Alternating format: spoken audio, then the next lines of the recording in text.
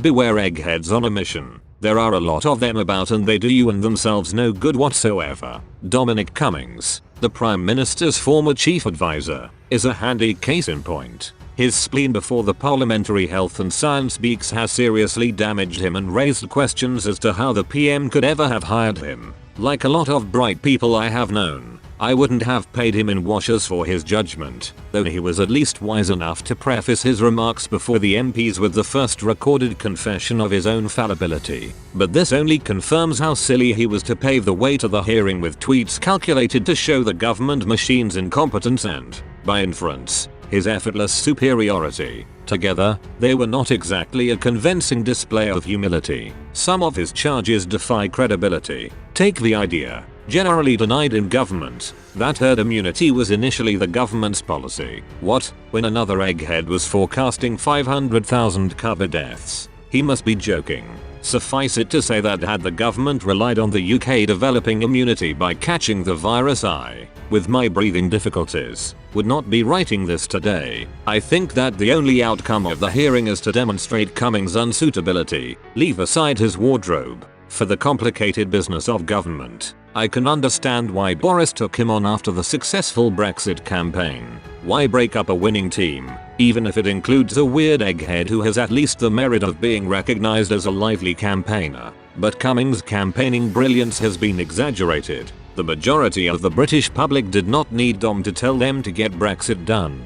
That is what they were telling the government. And the very idea that he was the architect of Boris's 2019 election victory is ludicrous. Jeremy Corbyn was the poison on the doorstep. The problem of eggheads, while providing instructive TV entertainment, remains and is damaging our society. To start with, our universities are full of them. Too many academics are not in the business of education, preparing students for a life of objective judgment of established facts, but indoctrination.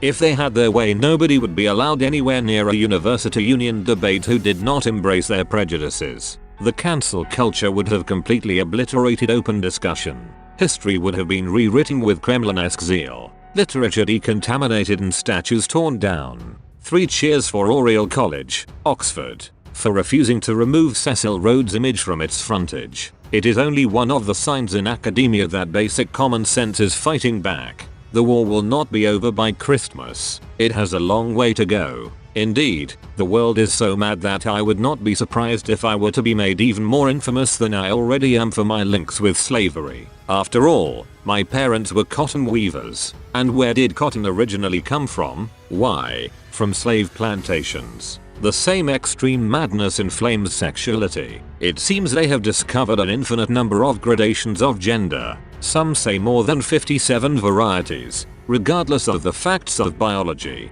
Worse still, they are not above persuading youngsters to doubt their sexuality. In my book, that constitutes abuse. All this is the product not of popular movements but of middle-class so-called intellectuals who think they know better than the lumpen proletariat and, in Dominic Cummings' case, better than ministers and senior civil servants. But that does not exhaust the reach of indeed, the world's eggheads. They are looking forward to a field day this year with the G7 Economic Summit in Cornwall and the UN's 26th Environmental Summit, COP26, in Glasgow. And here they sadly seem to have captured the minds of ministers, including the PM. By any standards, the UK has a relatively good story to tell in cleaning up its atmosphere. There are targets galore, but the eggheads seem to have overlooked a crucial issue: how to secure adequate power supplies and protect the economy when, you can be sure, many countries will promise the earth and deliver little.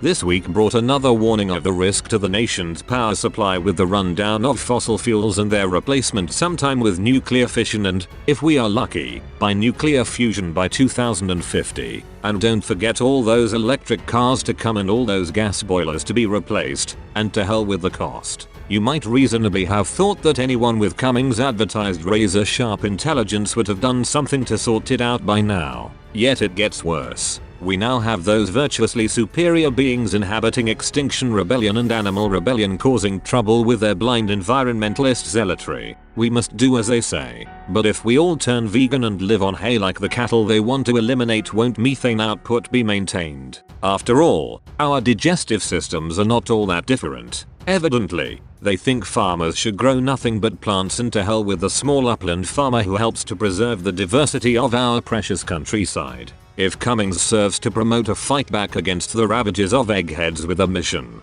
he will have ironically served his purpose. Let's hope he did not go nuts before Parliament in vain. We've had enough of people who know better than us.